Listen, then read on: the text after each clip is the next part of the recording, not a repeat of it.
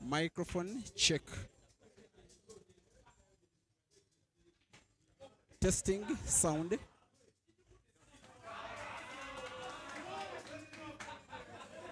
Testing sound.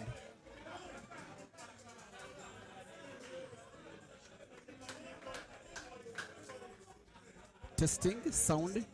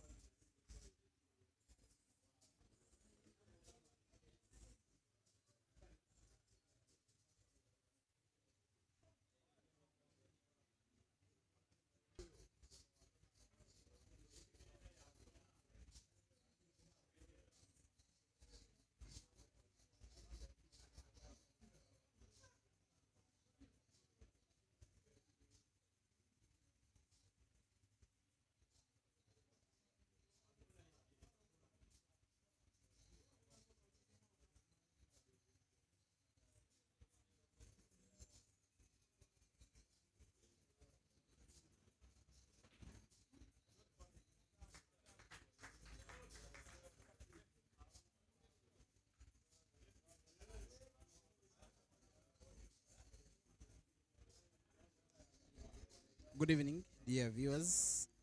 Please advise on the network quality that you're having. Please advise on the network quality that you're having before we proceed with the video and audio in the current state. Comment section, please advise on the network.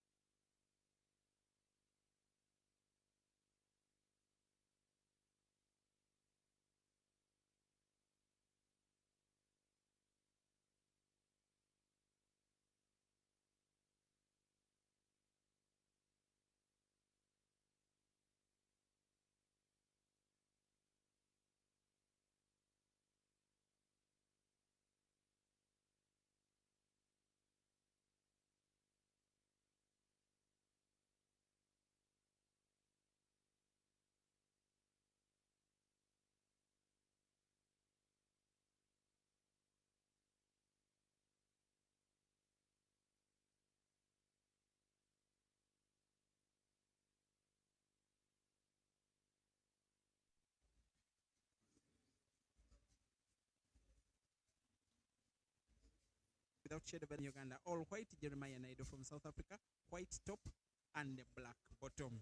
This one is going to be exciting. Please keep me company. Keep company with Break and Finish. Keep company with the Advanced Talent Agency. This one is going to be mouth-watering and exciting and entertaining and unmissable.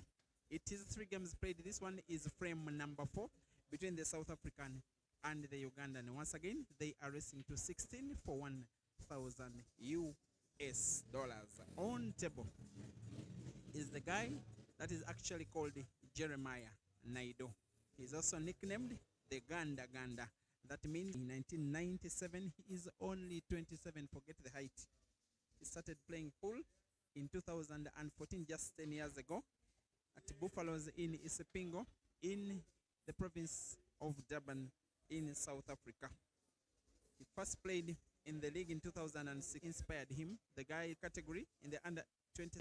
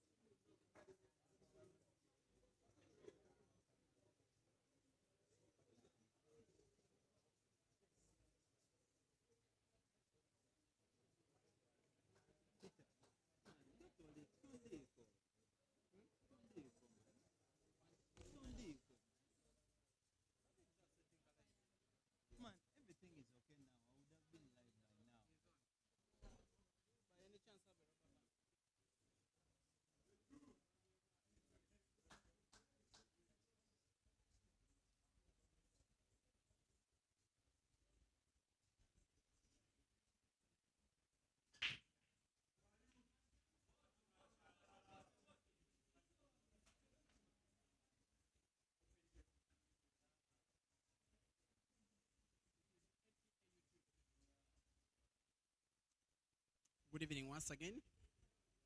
And for folks who are watching on Facebook, I believe that you are watching now a more clear video. Those who are watching on Facebook, please advise if it is as I suspect that you are now watching a more clear video. In the meantime, this match, an ongoing money match between Jeremiah Naidoo of South Africa and Hazard Lukomwa of Uganda, is being streamed now on 3 platforms, 2 YouTube platforms and 1 Facebook platform, that is Break and Finish Live Facebook, but also Advanced Talent Agency YouTube, as well as Break and Finish Live YouTube. Feel free to serve yourself by watching the match from a platform of your choice. Before I proceed, I need a notice from folks watching on Facebook that the video you are watching is now a little bit more clear.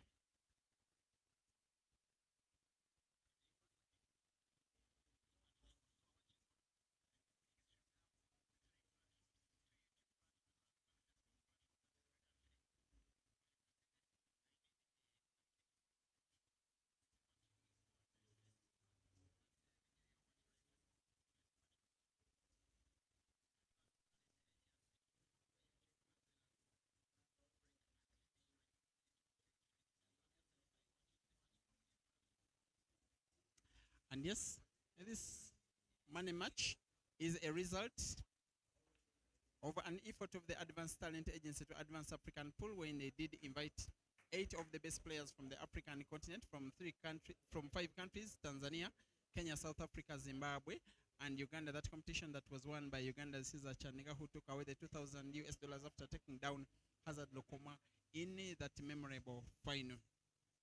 As part of the competition has also included the money matches amongst the players themselves, and we have had quite a money, about 10 of them, and we are not about to stop. This one is another of them, and one of the biggest also, a product of both of these two players having faced off in the semi-finals of the Super 8 comp.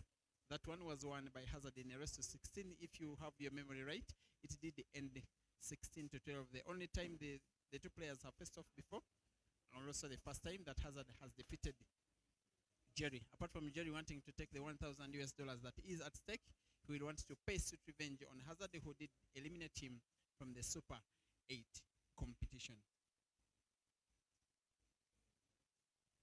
It is an international match with the nationalistic interests at heart for both of players and the two sets of fans. The Ugandans in their thousands watching and supporting Hazard, and the South Africans even in more thousands watching and supporting from everywhere in between Durban and Cape Town and Mpumalanga, the whole of the Rainbow Nation.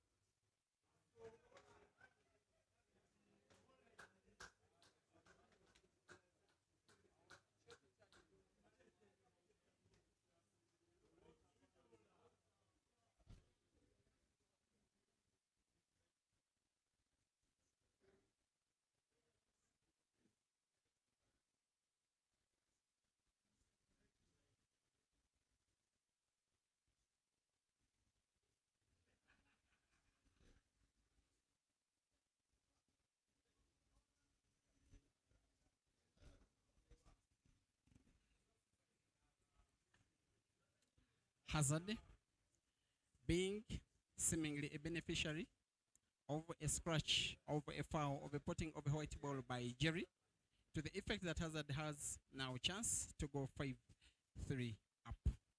Second time ever that these two guys are facing off. First time was in the semi-finals of the Super 8 comp. That was won by Caesar. It was Hazard who eliminated Jerry in the semi-finals.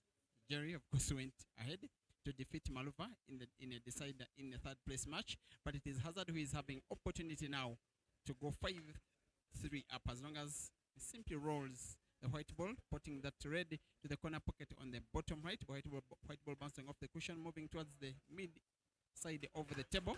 He'll be having accurate white for the black.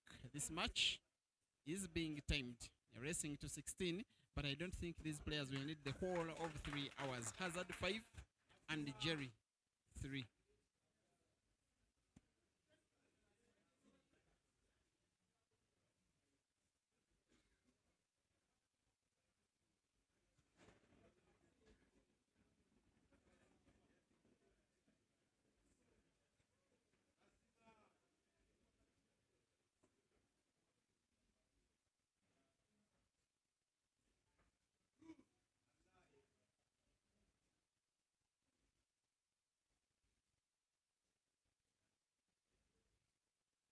Hazard is predominantly a black ball player.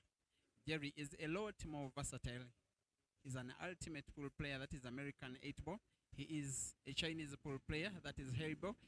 He's also a 9-ball player and a 10-ball player, and pretty good at all of those disciplines. In my opinion, on the entire African continent, the most versatile player to date. But he is being challenged here by Hazard, who is, by the way, at his own home venue, in front of his own management team, and also in front of his own home crowd, at the village where he stays and lives and works and trains. He's lost only one money match at this venue. That was against Caesar Racing to 21. It ended 21-11 Hazard. Otherwise, he has hardened victims of, and I'm meaning only locally, taken down Joseph Kasozi, has taken down Dog City twice, has taken down, actually he also lost Wanika Mansour. I want to beg your pardon.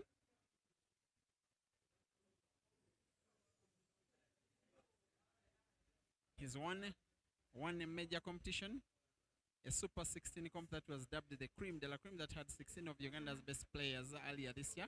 He did beat Caesar in that very memorable final. That was a racing to 16. It ended 16-10. It is Hazard who won. And I remember that in that competition he did beat Ibrahim Sejemba in the first round, which was a race to 11. That match ended 11-1. Right now he has chance to win $1,000 as long as he can win 11 more games before Jerry wins 13, because it is a race to 16.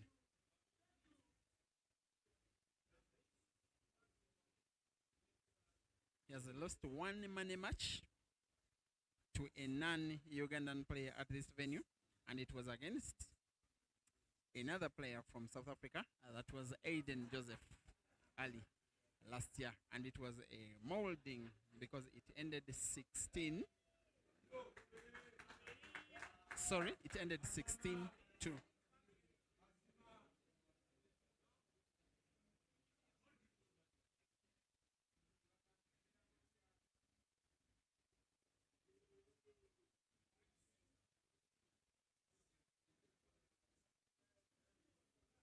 And thank you for subscribing to all of these platforms. Now, for in number, I'm realizing where this match is being streamed live on Break and Finish Live YouTube, also Advanced Talent Agency YouTube, Break and Finish Live Facebook, also Caesar Chandega Facebook. A time foul has been announced for the very first time.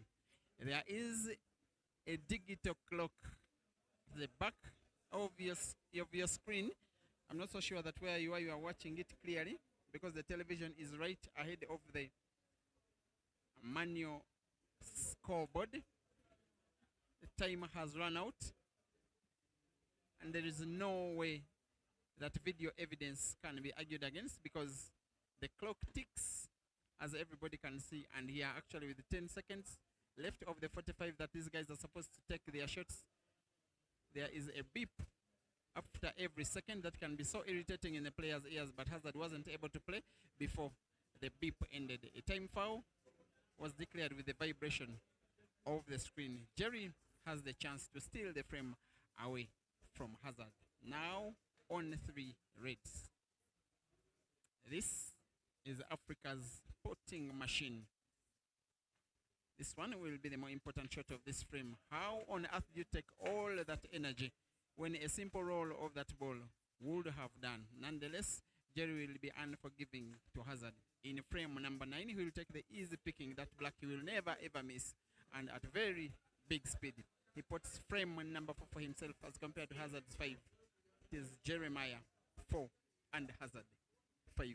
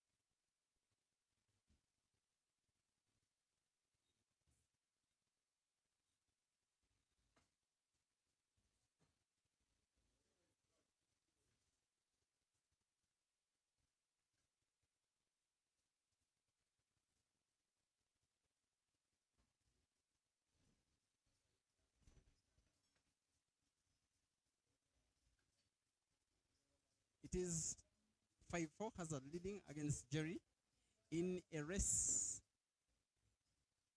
to 16 money match that is being organized at Dice Lounge in Kampala. It's been quite a while since we had a match at this venue, even that fans really love so much. Of course, a very classy table. Super League quality. But that is slight miss by Jerry. But most importantly for Hazard, a slight opportunity to go 6 for up. Hazard will be counting on Jerry's very first pull, which sometimes is his own downfall, because you are always prone to such misses, because Jerry takes too little time between shots. But no shade of a doubt, you will never ever see a faster player than himself.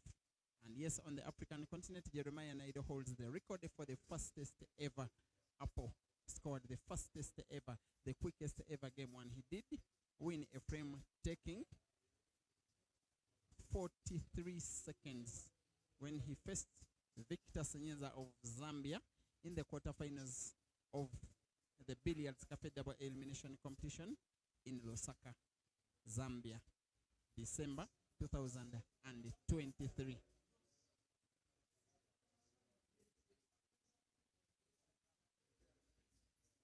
On record, the quickest ever frame ever recorded by Apple. That's why he's called the Green Machine. The Ganda Ganda, meaning bulldozer. By the way, Hazard's nickname is the truth. He says all other his opponents on the pool table are false. His playing style is the actual truth. A while back, when he was still a young boy, I will say, around 2016, just learning his trade, he was nicknamed Drink Water, because he always took a lot of water in between shots. That was the time when the English is of nickname. Nowadays, he is called the truth. Most of his many matches, he wears that t-shirt which bears that nickname in a big word at the back. Today, he has decided to look like an angel, all white, and leading quite well. If he wins this on game, he will have a 2-game cushion on Jerry before the first break of the match. His worry will be that red ball towards the corner pocket on the top left of your screen, having to pot and fetch a good white ball for it. The other two reds are a little bit of a formality, especially for a player of this level. He will need to put that red ball diagonally to the corner pocket on the actually goes for the center pocket with the aim to get good white ball for the next red to the same center pocket. That is the round of applause from the fans at the venue, who are definitely his fans. The little cut of the red ball, if he's to put it to the center pocket on the right, denies Hazard a little bit of white ball for this would-be second red ball, which he will also need to put to the corresponding center pocket on the left. Nonetheless, he will try. Movement of the white ball is never his problem. He will do big spin. Top spin actually goes for the bank and misses the bank. The reason for the bank, that it was the only way he would guarantee white ball for the last red if he ever got to pot that shot. For now, he knows that this is an opportunity which Ganda Ganda will never ever throw away. Not with $1,000 at stake. Not with a player who gave him a bloody nose in the semifinals of the Super 8 Cup. Not when he's about to go into the first break of the match. Not when he risks going to the break with a 2-game deficit. He's now up against the black, wasting no time like he always does. Which black he puts so comfortably and so easily and equalizes. Hazard 5, Jerry 5. Race to 16.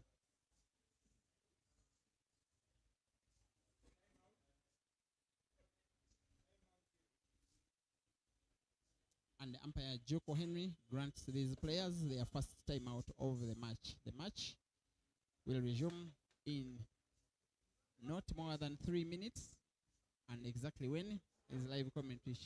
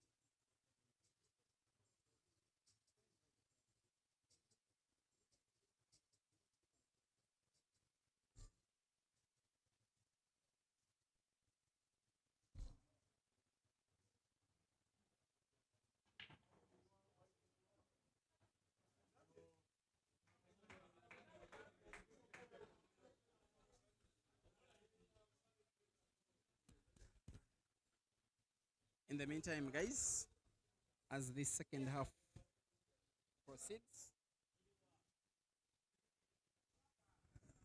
please be reminded that live streaming of this match is now on Break and Finish Live Facebook.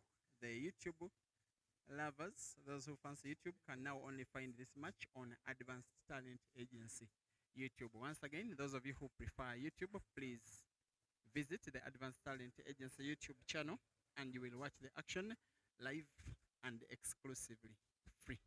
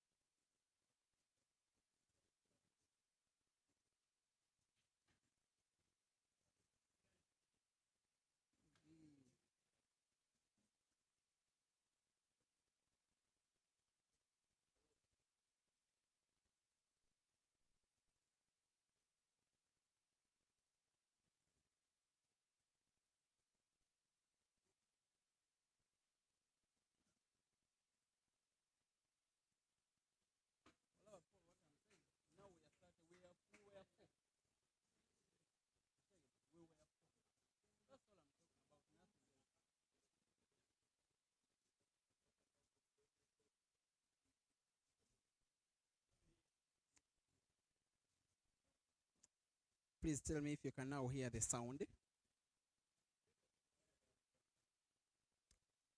Can you now hear the sound, please?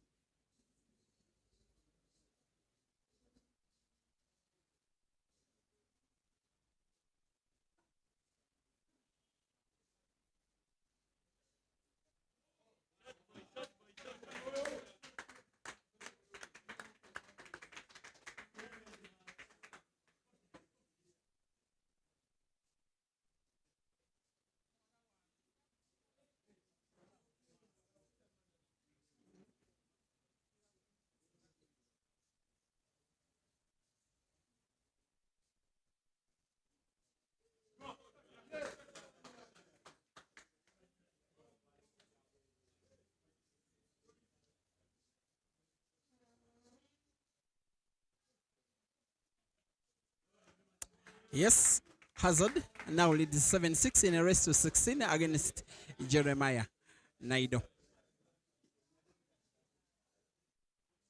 Second time ever that Hazard is taking on Jerry. First was only 4 days ago. The semi-finals of the ATA Afro Super 8 comp that was won by Hazard in a race to 16, ending 16-12. Second time, after 13 games, Hazard once again leads 7-6. The other time he faced a South African in a money match, Hazard was humiliated 16-2 by Aiden Joseph at the same venue. Actually, same race, same stake, but different year because it was last year. Thank you, Martin Kamlaike, watching on the ATA YouTube platform. Tumelo Sukati, Wedley Brian, Francis Wandera. Be reminded, guys, as you enjoy on Break and Finish Live Facebook, that the YouTube stream has now been shifted to Advanced Talent Agency. That is the big break from Hazard. One red ball potted, leaving a very open table. Maybe not so good a split of the balls, but nonetheless, Hazard will be trying to go for an apple.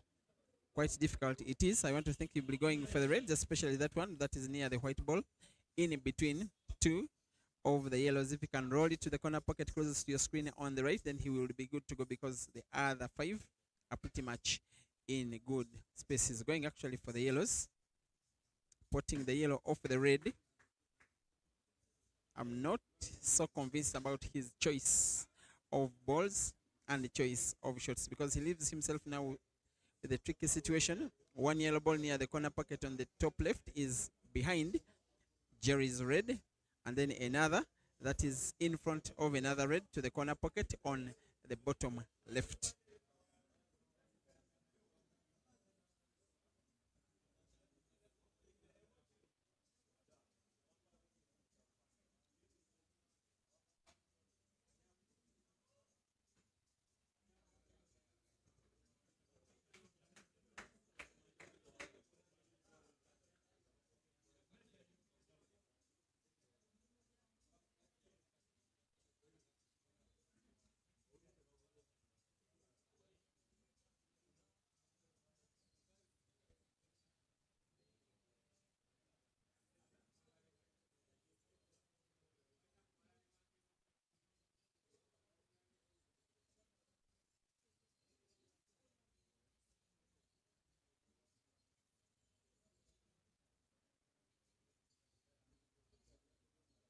A very tricky match, this one. Still tight and still tense. Maybe you can just help me make some predictions in the comment section. Personally, I cannot call it for any of the players. Hazard is more than capable of winning any kind of game, but Jerry can put balls left, right, and center with very little time. Any time, any frame can also go in his favor. Very seldom does he play a shot like you've just seen. Playing safeties is not his kind of game, unless he has no other option. Hazard will be taking the match so slow because he knows that he stands his best chance playing like that. The last time that they faced off at Adi's Sport in that semi-final of the Super 8 comp, Hazard was leading with 2 games. If I'm not mistaken, it was 12-10. And then Hazard scratched on the break, putting the white ball, fouling in the process. No, it wasn't actually in the break. It was during play that he scratched, putting the white ball. And then Jerry lifted the cue ball from the bed of the table by himself, and the umpire called a loss of frame foul. That is where the match was lost because it went to 13-10. Hazard needing 3 out of about 9 games, something that he was always going to achieve. Today it has been Jerry who has been a beneficiary of a free shot being granted in the name of a time foul. It is 45 seconds per shot for these players. Umpire Henry Joko will be timing each and every shot only once. Have the 45 seconds not been utilized? The one time that Jerry won a frame after Hazard committing a time foul.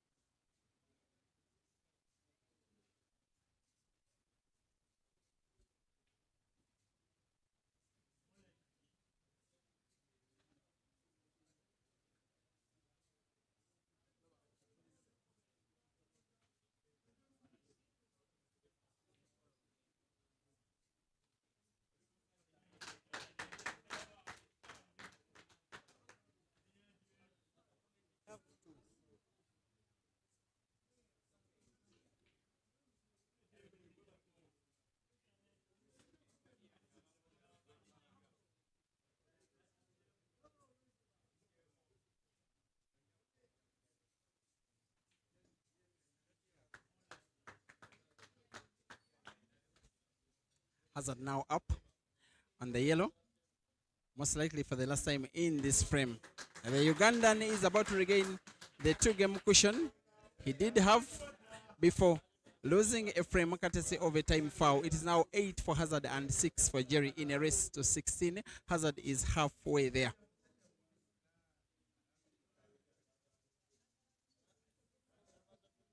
Not more than 3 hours for which this match is timed. I don't think these players will need all that time. They are pretty fast shooters and are very smart. And the orderly umpire Henry Joko racks frame number 15.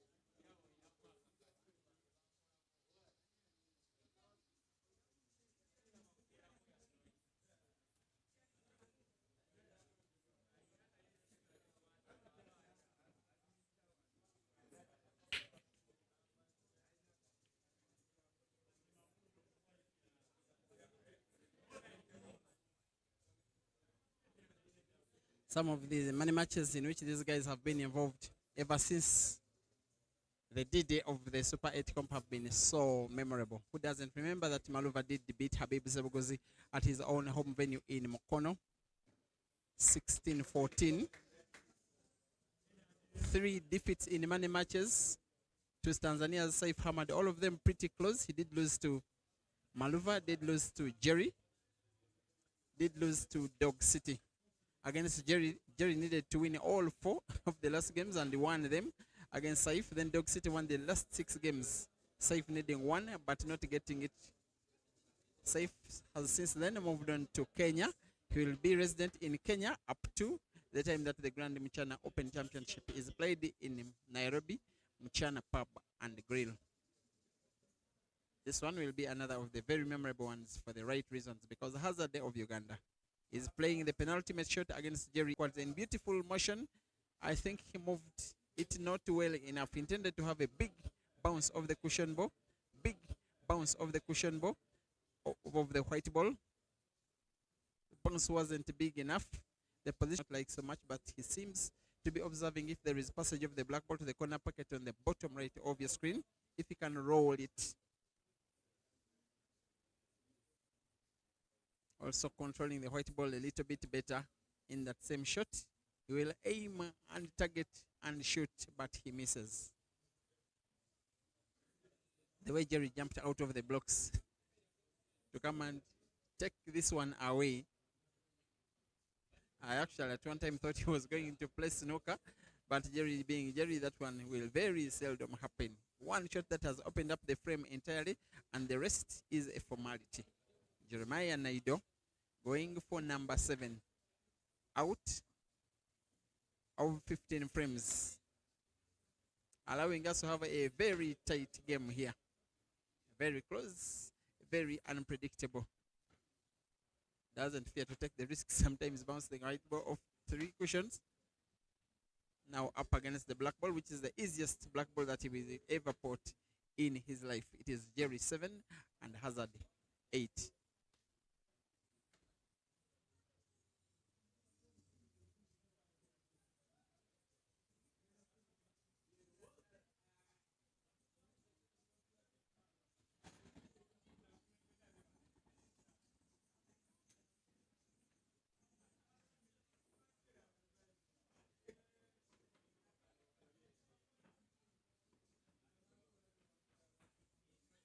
In the meantime, Ibrahim Kayanja says he wants $800 pot with Jerry. Ibrahim Sejimba is ready to face Jerry again. And there is a certain Caesar Chandiga who is following. He wants to take on anybody that wants to have a match with him. So I don't think Jerry will be leaving Uganda anytime soon. What started out as an 8-man comp that was won by Caesar is now turning into a tour of Jerry of Uganda, all courtesy of the Advanced Talent Agency. Now this is Hazard with this big break. Not a very good split of the balls, and no ball has been potted. And even though Jerry is Jerry, this one will be so tricky, trying to go for a single visit clearance. But nonetheless, like I said, Jerry being Jerry, he will try, as long as he has a ball to pot. Very experienced, very talented, but very fast. One of the few big misses. And yet in the same shot, Jerry has opened up the yellow. Hazard will be making the easy pickings and will be playing the yellows. And now all of the yellows are in relatively good space. Hazard is going for frame number 9 here.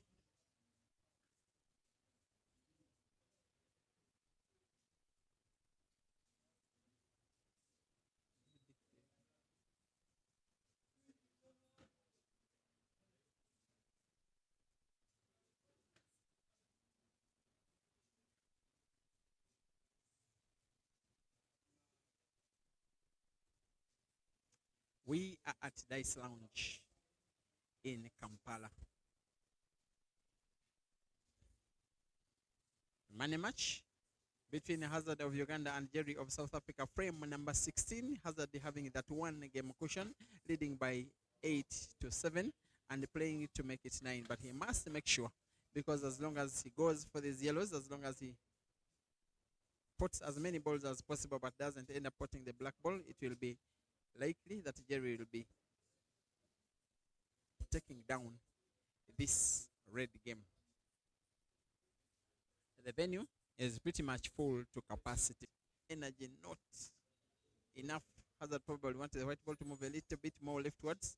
Hazard probably wanted the white ball to move a little bit more leftwards for him to have a good one to cut that yellow ball which is closest to your screen near that corner pocket on the bottom right. It really didn't come to pass. He will need to have another try bit, but it is quite unlikely to both pot and get accurate white ball for the last yellow, which is the one closest to him. Good potting ability here. That's the movement of the white ball. That was so close to him getting accurate white.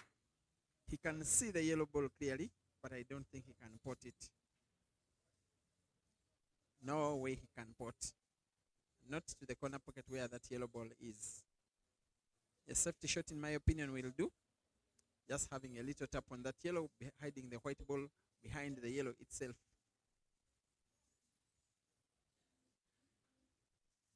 He's played that yellow ball as big as he could only see it.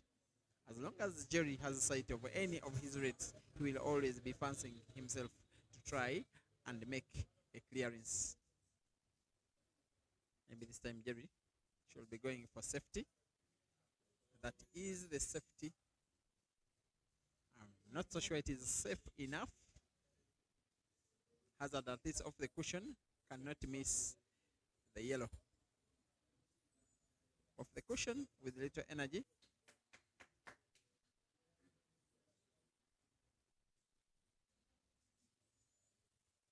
In a game as tricky as this red game, Jerry being Jerry, he normally likes to fancy his chances of trying to make a clearance here.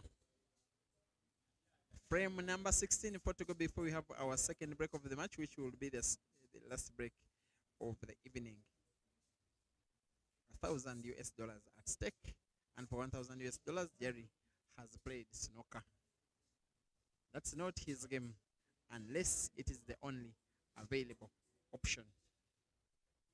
Hazard has one of his best strengths as finding snookered balls of 1 or 2, 3 cushions. Good mathematician, finding the angles. Will be going for 1, 2, 3 cushions. That is 1, 2, 3. There comes the white ball. There comes. This is the guy with the biggest ability to put a ball, maybe on the African continent. I momentarily thought he was going for snooker, but it seems he was going for the pot and got the shot all wrong. Hazard can put that yellow either direct or off the cushion. He'll be going direct, but very slow. White ball bounces off the cushion, and that is his white ball for the black. He'll be going for both yellow and black to the same corner pocket on the bottom right of your screen. Doesn't have to make it complicated at all. As long as he guides the white ball, he is on target. White is safe. Hazard 9, Jerry 7.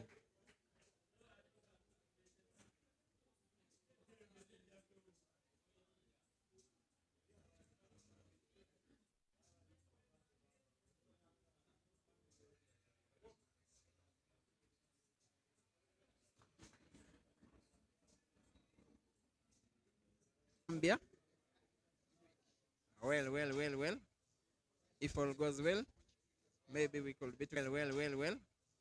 If all goes well, maybe we could be together in the next 2 weeks, at billiards. Probably one of these guys will be your opponent in that comp. And thank you, and keep training, man. Yeah, keep shooting Royd. Blessings, Mombo. Thank you for watching. Trinity Mogumia. You think that Ganda is playing recklessly. Anxious Temba. You're from Zimbabwe and supporting Jerry, supporting SADC region. Good luck to you and him. Valeria Crush, thank you for watching. Kama Kelvin Philly, thank you for watching. Richard Tishala, you're watching from Zambia. Thank you for watching. Ruben Mwali, thank you for watching. You think the referee made a mistake on frame number 11? Maybe I will try and watch it again. I even don't remember. What I remember is that now Jerry is winning frame number 17 by a single visit clearance. He comes once again within one game of Hazard. It is Hazard 9 and Jerry 8.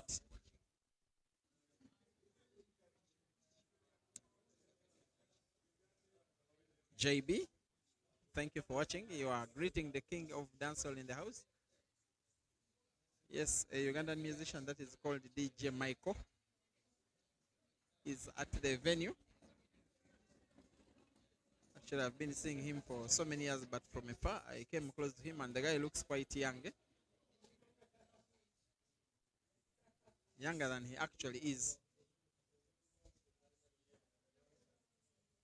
These players are so easily his children, and yet he looks as young as they are. Or will I say as old as they are? Cynthia Nana, thank you for watching. Watching from Uganda. Njara Sipanuka. Welcome to the stream. Joshua Monkombwe. You're watching from Zambia and supporting Jerry. Wesley Manda. You're watching from Malawi. Pass my greetings to Sanford Griven Jinte Sanden Corner. Thank you for watching. Robert Joseph Sekaona. Elvis Chakanesta. Ezekiel. Of course, I know Edgar and Esther Lungwe. Emmanuel Chilupola. You are from Chipili district in Luapula, this province of Zambia. Noah Martinez Newa, thank you for watching also from Zambia. Kethani Lenyama, you're watching from South Africa. Pasimu Muzire, you're watching from Zimbabwe, supporting Jerry. Thabo Lifatos, you're in Tellenberg Bay, Western Cape, definitely supporting Jerry from South Africa. Erickson Oviedo, thank you for watching. Chris PCL. James Motepoka from Zambia. Wesley Raymond Jr., you are watching from Sudan, Gawe. You are celebrating yesterday's victory, but I know that one was too close. That is Ibrahim Sejemba's social media handler. Ibra's boss, Zach Idiro, is at the venue. Wesley, is enjoying. Faith Magavani, you are watching from Cape Town in South Africa. Innocent Kalunga, welcome to the boss Tambinga. You're watching from Zambia. You can't wait to see me in your country. I got a chance to be in Zambia actually twice. I have hope, not yet confirmed. I'm looking out for money from sponsors for air ticket. When I get, then I will be at Billiards Cafe. By the way, I was able to escort Maluva to the airport this afternoon. The guy had lunch in Uganda and he's watching this game at his home in Harare already. He's been in his country for the last 4 hours. That is the beauty with air travel. Zakaria Kimota, you are watching from Kenya. First time I'm seeing someone watching from Kenya this much, but I know that there are many, probably in their hundreds, watching from the pride of Africa. One of my favorite countries, Kenya.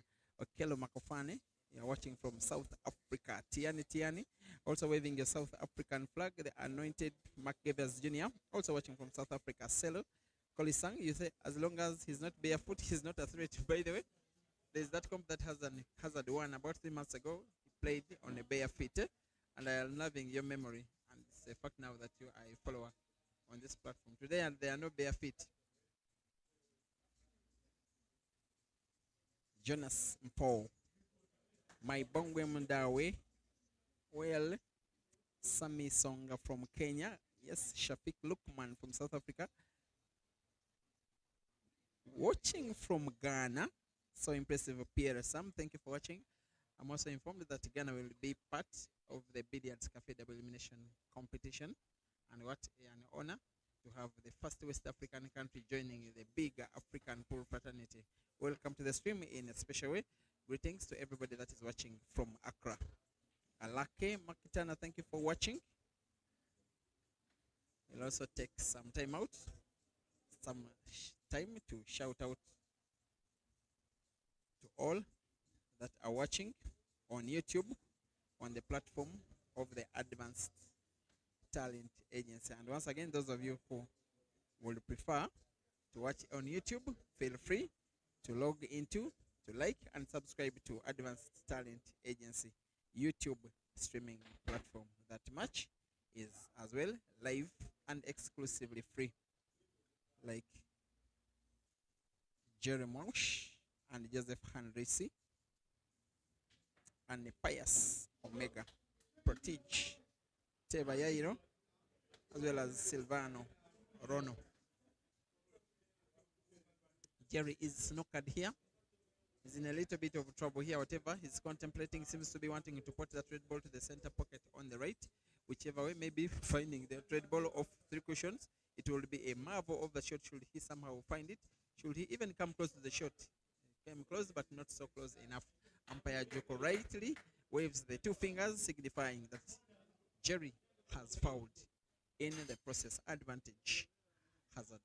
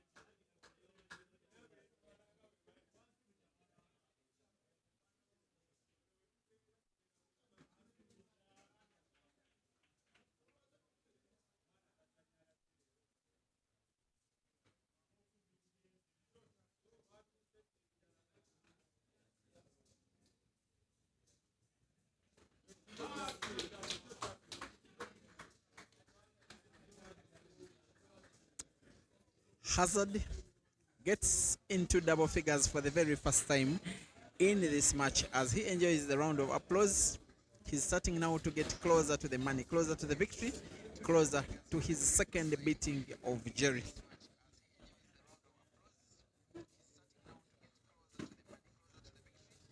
For me, it can only be respect for any player in Africa who dares to have a tour of Uganda, because it is not easy taking on these guys at their own home turf. And personally, I want to challenge them when these Ugandans get chance away from their own home turf to have money matches with these guys. Yes, I know that Ibrahim Sejemba, Cesar Chandiga, Rashid Wagaba, Joseph Kasozi, and others will be in Zambia next week. I want to say something against players from South Africa, from Zambia, from Zimbabwe, with Ugandans not in the comfort of home. Dry break from Jerry. Hazard going for the yellows. Not only does he close the table playing yellows, he opens up the yellow game almost entirely. It is now 6 yellow balls, all of them in target, in the same shot where he has the black ball in space.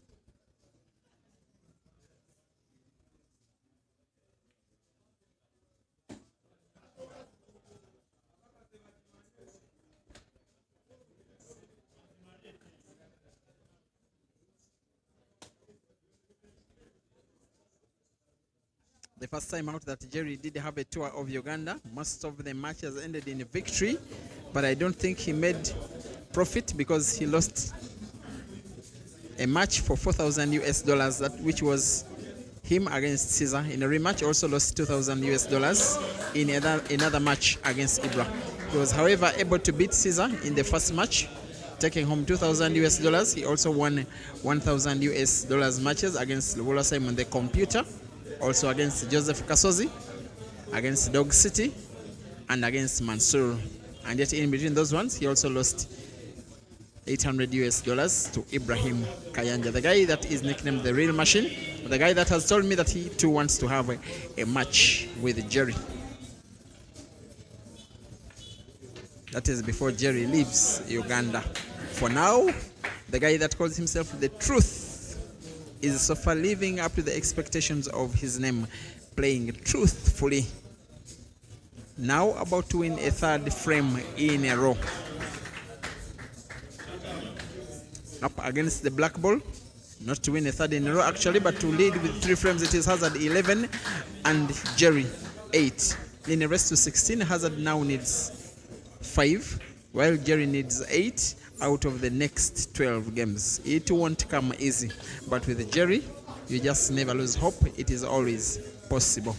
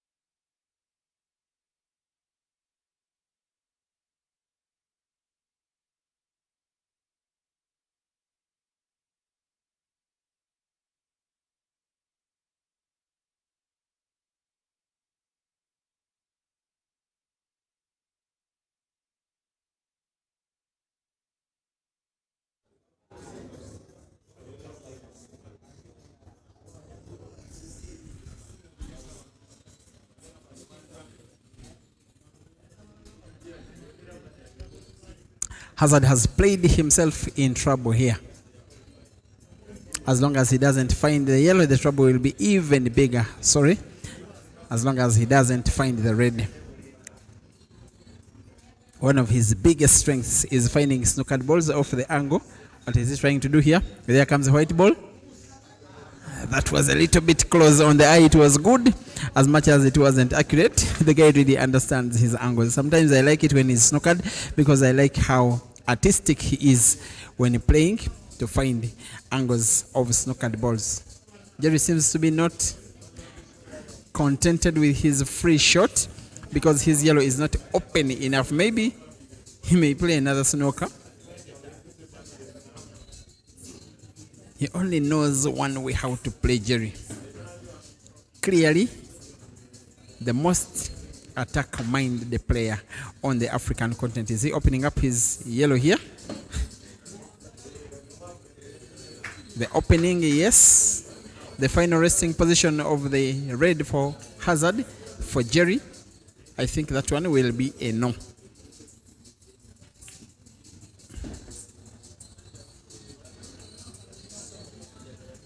Now most of the players here will be playing safety. But this guy is Jerry. He is not most of the players. Look at his white ball. My goodness.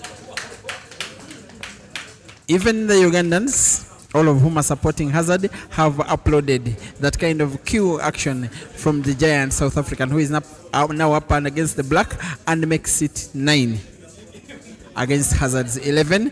That is the 20th frame of the match. Second time that we are having timeout.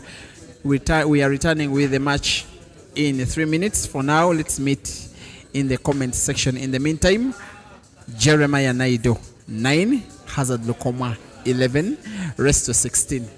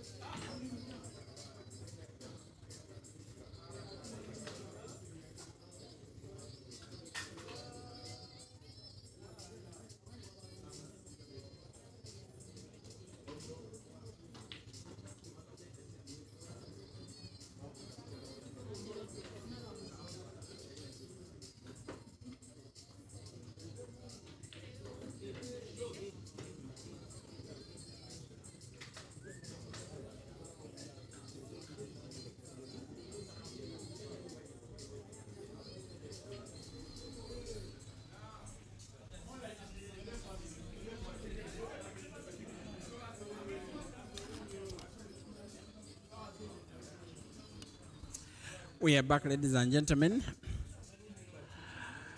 with Hazard of Uganda leading 11-9 against Ganda of South Africa in a race to 16 for $1,000. With the kind of confidence that Jerry is in, he is daring any of the members of the crowd for a side bet. He is taking more money on himself. He believes he is winning this match. And yet, as it stands, Hazard is seemingly extending his lead even further.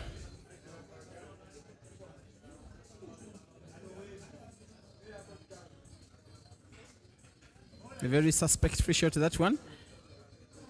The crowd seemingly wanted Hazard to open up that corner pocket closest to your screen on the white ball by maybe putting the red ball in the for the free shot. For now, he seems to be playing ready to allow Jerry another chance, at least to play. Hazard will now be playing snooker.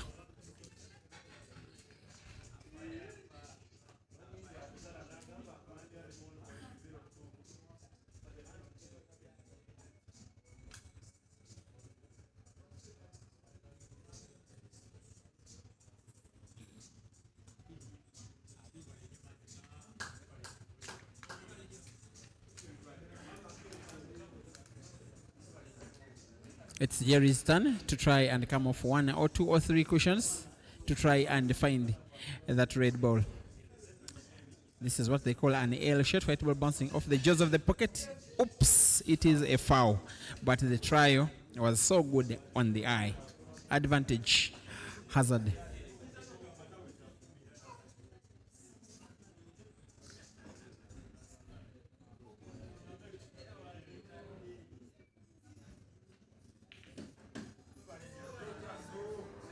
He isn't afraid of playing combination shot for the free shot.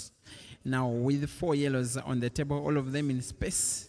A little bit tricky because that black ball is entangled in between 2 of those yellows, making it a little bit more tricky for him to move the white ball around, but I think he will be okay. Potting is his game. Manipulating the white ball around the edges of the table is his game. Attack is his game, but not as speedy as Jerry.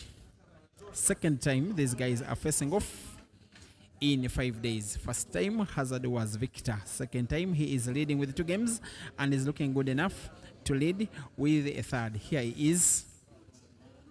Big shot, this one.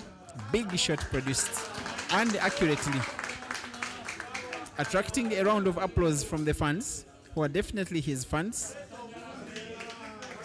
Even more applause. Sometimes he does it a little bit more arrogantly. Another player would have simply rolled that ball to try and put black ball to the center pocket on the left. Hazard played it a little bit more fancy. Nonetheless, it worked. Hazard 12, Jerry 9. We are playing this time to the full length of the match. No more timeout. Umpire Joko Henry flips the scoreboard in favor of Hazard after 21 frames. The Ugandan on 12. The South African on 9. Training never lies. These guys weren't at all on the same wavelength about 4 years ago. Hazard couldn't even dare have a money match with this guy. For now, not only is he having a money match with him, he is leading and is now Hazard in pole position to take the $1,000.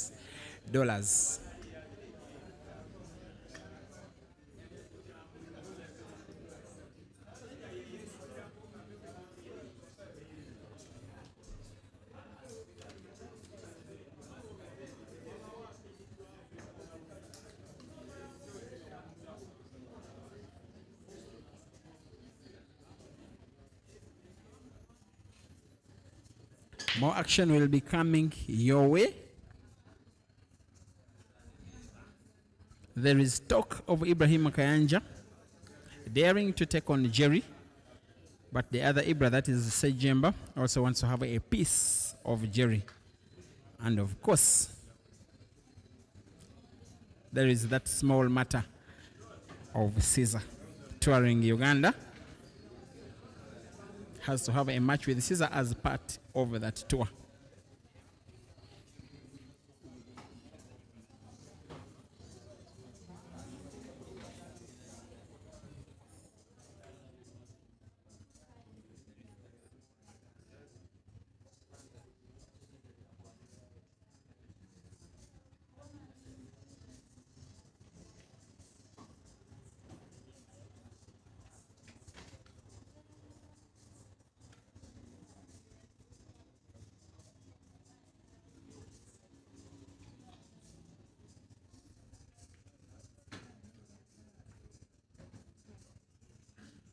The two big comebacks that I've seen Jerry make in many matches, one of them was not so long ago against another East African, Saif Hamad of Tanzania. It was a race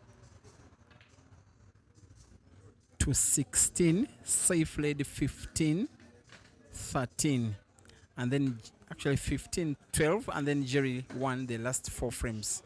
There was another in which Caesar led 20-17 in a race to 21 for $2,000 at Climax in Kampala. That match was won by Jerry 21-20 after winning the last 4. Against Hazard, he's been 3 down, and now it is 2 down. With a silent crowd every time Jerry puts a black, it doesn't matter. He will flip the scoreboard himself, Jerry. Sometimes he doesn't even have to wait for the umpire. It is 10 for Jerry. It is 12 for Hazard in a race to 16. 22 frames played, meaning that a maximum of 9 are left of the 9. Hazard needs 4 and Jerry needs 6.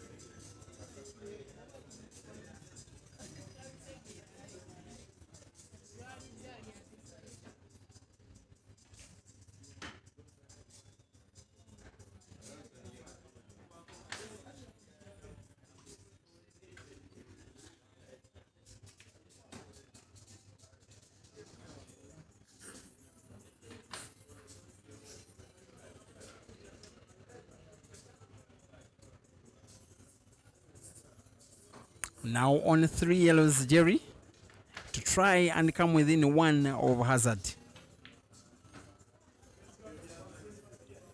Taking no time between shots. Africa's potting machine. Guy has that very brave heart of the game, of the match, of the frame. Trying to win 2 frames in a row using 1 visit of the table. Accurate movement of the white ball. You may need to get your stopwatch, try and calculate how much time he did take to make a clearance of that frame. No doubt it was less than 1 minute. That doesn't matter. It is Jerry 11. It is Hazard 12. It is race to 16. That was, in my opinion, the quickest frame that we've witnessed in this match. 8 frames to go. Jerry needs 5. Hazard needs 4.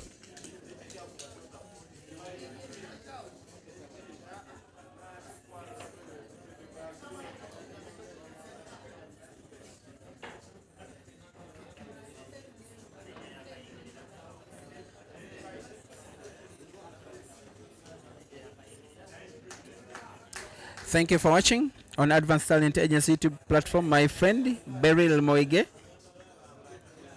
umpire and player. But Beryl, you are not doing so well this year. And the players' rankings, you may go down to rank number 16 next year. Kenyan players.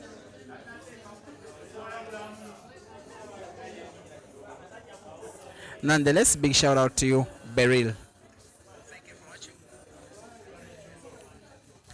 Oscar Sengini.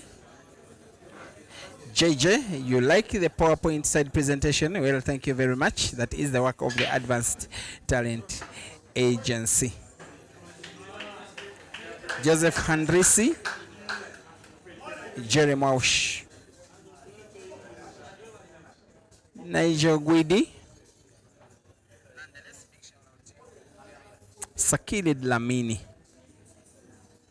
The SADC region dominating in viewership of YouTube as much as they are dominating on Facebook.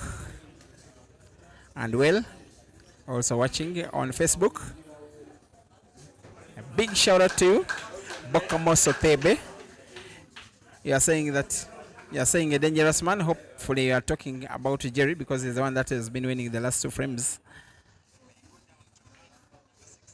Hazard trying to respond to Apple by Apple, trying to respond to Fire by Fire. Frame he lost by single visit clearance, trying to respond with single visit clearance, now on 3 reds. And ever since the resumption of the match after the second time break, it is now turning into a world class match because so far both players are being limited to only 1 visit over the table. Azade is quite brave. Semaganda Lawrence, Chairman Vin in Ginger. Thank you for watching. You are seed number 1 in the local government. And thank you. But we are missing 1 tournament with you in sponsorship, Chairman Vin. Semaganda Vincent. There goes the movement of the white ball from Hazard. That one is beautiful. Jerry being treated to a test of his own medicine because he wins by a single visit clearance. Hazard will win a 13th by a single visit clearance as long as he rolls that black ball to the corner pocket on the bottom right of your screen. White ball is clearly safe. The black is potted. Hazard 13, Jerry 11, rest to 16, 7 frames to go. Sela Kolisang, thank you for watching. Richie Gumbi, you're watching from South Africa in Johannesburg. Moses Nkosithani, also from South Africa. Katleo Motaung, because you're Katleo, I thought you must be watching from Botswana because Katleo is Botswana name, is a Motswana name. But thank you for watching nonetheless. Sana Siakon, you are watching from Equatorial Guinea. My God, I think this is the first time ever that I'm seeing someone streaming live from Equatorial Guinea. And thank you. And greetings to all the poll fans, all the Equatorial Guinean poll fans. Man Rabekane, supporting Ganda from South Africa. Kate Baka James, also supporting from Johannesburg. Lebogang Malati. You are calling Naidoo a big hustler. Yes, a big hustler he is. What these guys are doing is organized gambling. Mbosso Mkadi. You think Hazard has been confused by flames? Another fair break by Jerry. Africa's potting machine, fastest player on the African continent. I have to remind you again that he holds the African record for the fastest apple ever recorded. That frame, which I got the honor of recording when he played with Zambia's Victor Senyenza in the quarterfinals of the Billiards Cafe Double Elimination Competition in Lusaka last year. And speaking of that competition, this year's edition is starting a weekend after this. That is on the 23rd of this month. Both of these players are expected to be in participation. Jerry confirmed yes. Hazard not really. If I get a chance, I'll also be getting to stream that competition.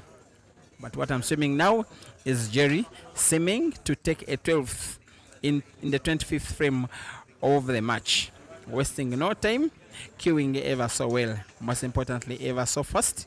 And yet 99% of the time, ever so accurate. Now on to Reds. To make himself happy. To make South Africa happy. Oh, that's some kind of confidence. Trying to go for bad ball first, which he puts. Wasting no time for this one. Hazard knows as much as Jerry knows, as much as the fans at the venue know, as much as the fans online know that this one is a frame that is being taken down by Jerry. Out of 25 frames, it is Jeremiah Naidoo. Oops. Will you get a bigger miss than that one in this match? You will most likely not.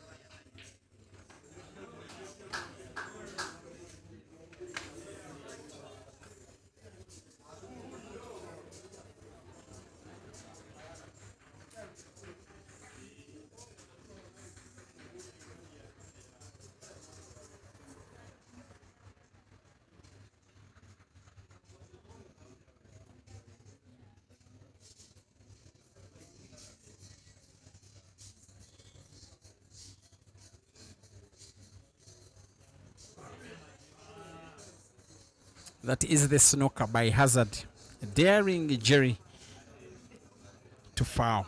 You don't think that if Jerry fails to get the black ball, Hazard will be allowing him on table. But any touch of the white ball on the black will be a game one for Jerry, playing a massive shot, carving white ball round the yellows and misses the black. Big advantage this one to Hazard. And if he wins this one, he will be edging even closer to the money. This is the truth, trying to take down the bulldozer.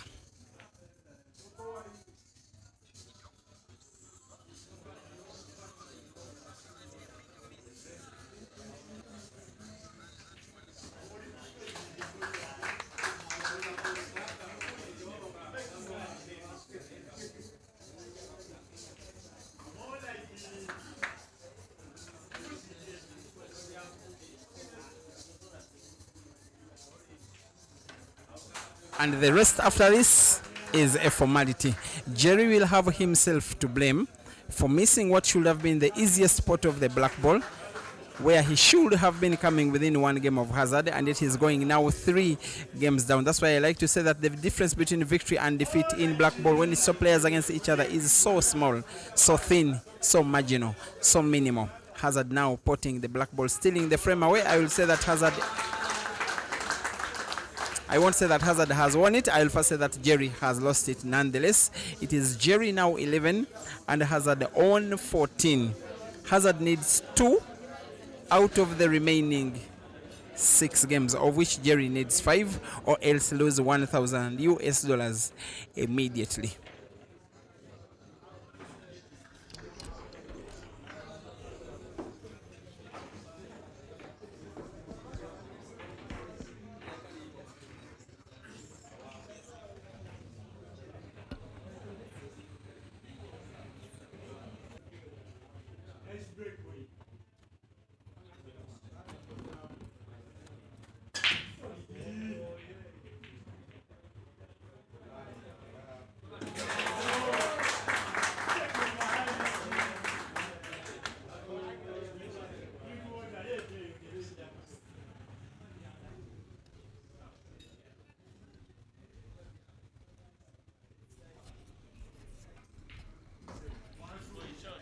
And again for Hazard, a ball is potted on the break.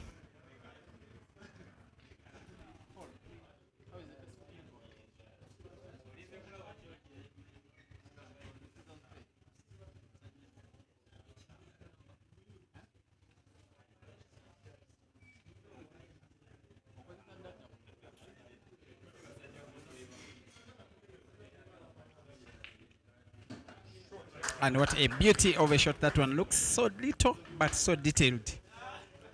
In real life, it's like a miniskirt. It is the only object which I know that is very small, but very detailed. Only top players produce stuff like that. Wasn't as easy as the eye made it seem. Hazard now has one relatively bad yellow ball, maybe to put it to the center pocket of another yellow. Goes even direct because there was space. In now pretty pole position, not just to win this frame, but also to win this money match, to get himself the second $1,000 in a space of how many? 4 days, because he won $1,000 last Friday after being defeated by Caesar in the final of the Afro 8-man comp. But this one is a match against only one opponent, where money is assured with victory as long as he races to 16 first before Jerry. Now up against 2 yellows. This one was the would-be bad one, which he also puts very easily, but also very calmly and very ably, very promisingly for himself, for his Ugandan fans at home, at the venue, and online. Now onto the black, which he gets much a good white ball for. He could go for the center pocket on the left. He could go for the corner pocket on the top left. Is nominating the center pocket white ball. Is safe, especially the existence of that red, which has it for support, and rolls the black ball to the pocket.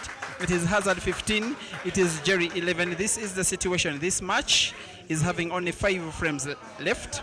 Jerry needs them all, or else lose the match and the money.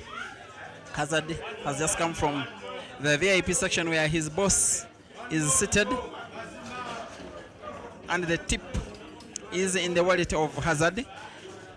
the boss knows that his boy is bringing money home. Once again, Hazard 15, Jerry 11.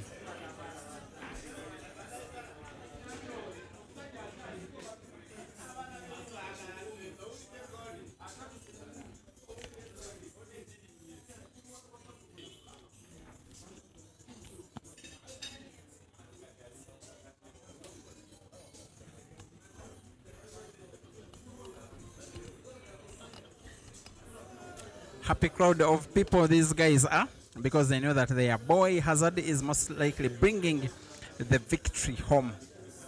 And of the 4 South Africans who have been making tours to Uganda, and with due respect to Jerry, a top player, also a top professional, but his results have been the ones that are a little bit lacking. In 2013, Sbu Gumede did make a tour of Uganda. Was it 2013? The match against guess who? Hazard is the guy that did beat him there. Racing to 13, it ended 13-12, Hazard winning. And then some years later, the undisputed king of the continent at the time in Eden Joseph, who came to Uganda and had many matches, about 5 of them, winning all of them.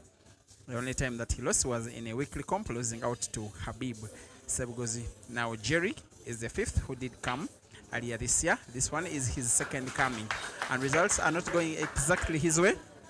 Came 3rd in the Afro 8 comp and is seemingly second out of 2 players, as long as Hazard makes a clearance of this game, this red game, especially with a chance to get himself $1,000 for the second time in 5 days, taking down the mighty South African at Hazard's own home venue, his own training venue, in front of his own fans, with his entire management team watching from the venue. Now up on 4 Reds, wanting to roll one of them to the corner pocket. White ball opening up. There will be bad red ball. The opening is not on enough, although the pot was okay.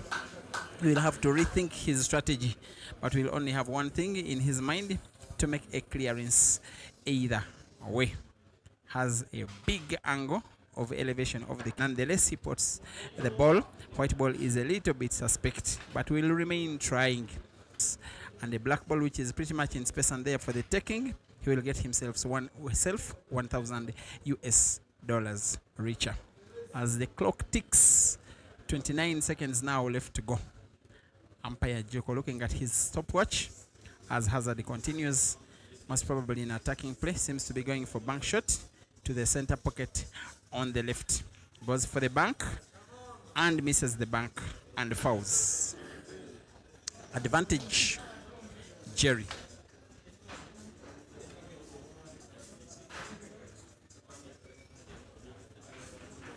One of the most tricky situations Jerry is finding himself in, maybe this year, maybe even before this year, having to take down a guy as good as Hazard at his own home turf and needing to win all of 5 games and all of them in a row.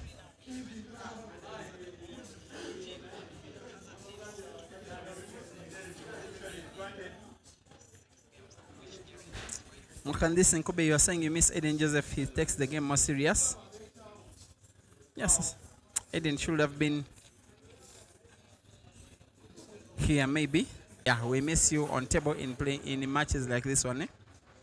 Eden, hit my inbox. It's been quite a while, and you can see you have so many fans online and they are missing you.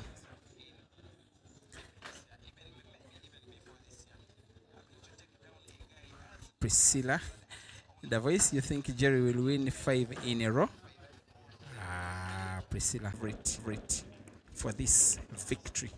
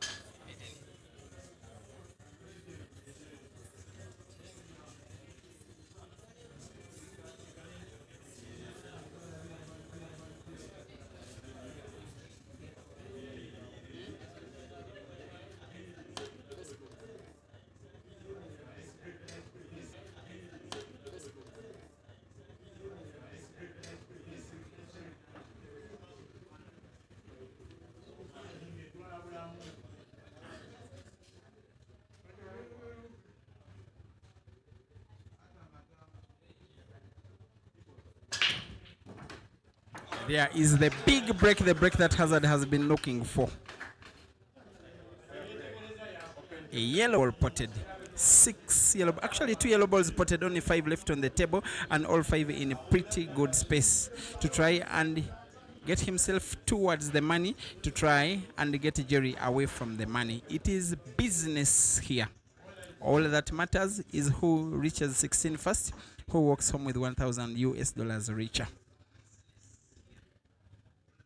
The table is closed. Hazard is playing the yellows for himself, to try and make himself richer, for his fans at the venue to try and make them happier, but for his management team, that is the Dice family, that is the venue that we are playing at, to make them prouder, to make them happy, to make them have belief in himself, to increase their faith in him, to allow them more faith, to sponsor Hazard in more events, even more than battles, but such international trips like the Billiards Cafe that is coming up, and the Queens that is coming up later, and the Grand Channel that is coming up later. As long as Hazard makes them happy, all they need is him to make them happy. So far he is doing exactly that. Now up on only 3 yellows. One of them is sunk and gets a good white ball. For both of the 2, he can start with motion, which he can repeat every time, anytime, any day, most especially when it's a frame where he needs to win and win himself $1,000. Another yellow ball is lost on the table. White ball moves around the other yellow, playing it so accurately and so efficiently and so perfectly, but so financially. Now one big shot, which is not a big shot to a boy, a guy of this playing level. That is the most important shot of the match. The celebrations start even before the match is done. Hazard Lukomwa has clearly taken down Jerry for the first time, winning in a money match against a South African player. Not even the first time, because he did take down Ishmael Mthethwa in 2014. Now he takes down Jeremiah Naidoo. The 2 players are friends in real life, but Jerry's tour of Uganda so far is not a success at all, because another Ugandan in Hazard Lukomwa has wrestled him down, has outmuscled, outcompeted, outthought, and outplayed him. Final result is Lukomwa Hazard 16 and Jeremiah Naidoo. Thank you for being a